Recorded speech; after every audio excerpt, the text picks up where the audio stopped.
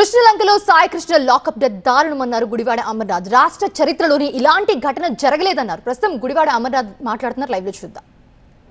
ముఖ్యమంత్రి చెప్తా ఉన్నాడు, ముఖ్యమంత్రి కొడుకు చెప్తా ఉన్నాడు, గడిచినటువంటి 2 సంవత్సరాలుగా ఎవరి మీద కేసు పెట్టమంటే వారి మీద కేసు పెట్టడం, మా సోషల్ మీడియా కార్యకర్తల మీద కేసులు పెట్టడం, స్టేషన్లు తీసుకొని వెళ్ళి కొట్టడం, వాళ్ళని చిత్రహింసలు పెట్టడం. మీరు లా అండ్ ఆర్డర్ని కాదు, చంద్రబాబు నాయుడు గారి కొడుకు చెప్పినటువంటి ఆర్డర్ను మాత్రమే మీరు పాటిస్తా ఉన్నారు.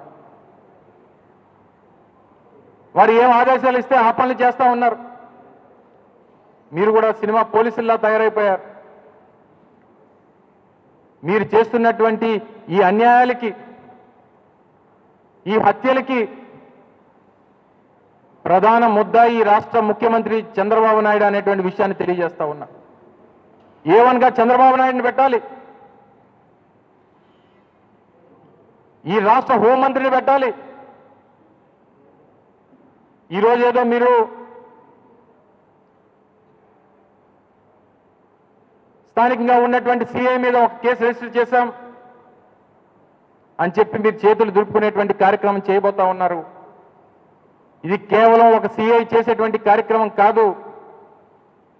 స్థానికంగా ఉన్నటువంటి సిపి కానీ, ఆ పైన ఉన్నటువంటి డీజీపీ కానీ, డిపార్ట్మెంట్ చూస్తున్నటువంటి హోంమంత్రి కానీ, వీరందరినీ కూడా నడిపిస్తున్నటువంటి లోకేష్ కానీ, పైన ఉన్నటువంటి ముఖ్యమంత్రి కానీ, వీరందరి మీద కూడా కేసు రిజిస్టర్ చేయాలని చెప్పి డిమాండ్ చేస్తా ఉన్నాం.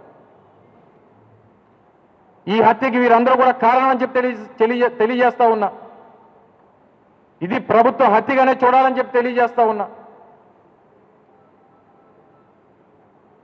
ఒక ఐజీ స్థాయి అధికారిని తీసుకొని వచ్చి, ఒక ఐజీ స్థాయి అధికారి విజయవాడ సిపిగా ఉంటే, ఆయన సబార్డినేట్గా ఉన్నటువంటి ఒక ఎస్పీని, ఈస్ట్ గోదావరి ఎస్పీని తీసుకొని వచ్చి మీరు ఆయన మీద ఎంక్వైరీ చేస్తారా? ఏం రిపోర్ట్ వస్తుందండి?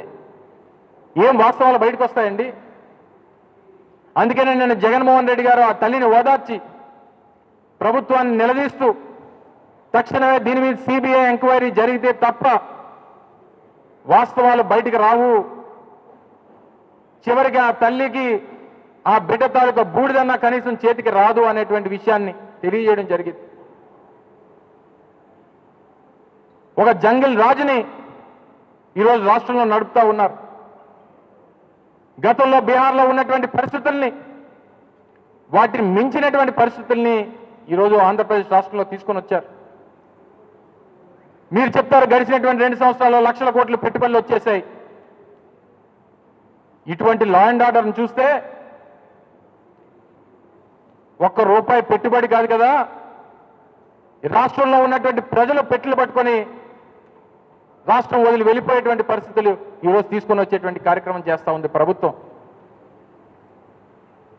ఈ స్థాయిలో దిగజారిపోయినటువంటి ప్రభుత్వం పైపెచ్చు తీసుకొని వచ్చి ఆ యువకుడి మీద సరే 1-2 కేసులు ఉండొచ్చు, చంపేటువంటి అధికారం ఎవరిచ్చారు? చంపినటువంటి వ్యక్తిని తీసుకొని వెళ్ళి కాల్చేటువంటి హక్కు ఎవరిచ్చింది మీకు? కనీసం బూడిది కూడా మిగల్చకుండా వీటన్నిటిని కూడా తొలగించేటువంటి హక్కు ఎవరిచ్చారు మీకు? నిన్న హోంమంత్రి గారు చాలా గొప్పగా చెప్తా ఉన్నారు వారి పత్రికా సమావేశంలో 2 సంవత్సరాలు మా విజయాలని చెప్పి.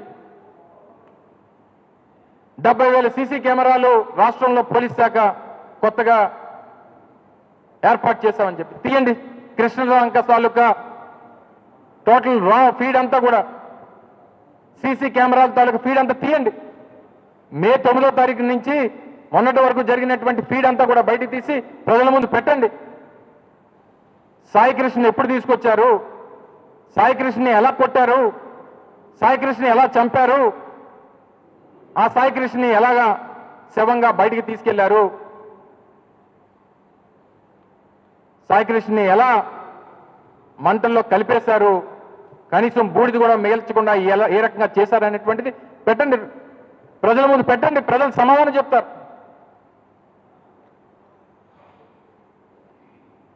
ఇవన్నీ మానేసి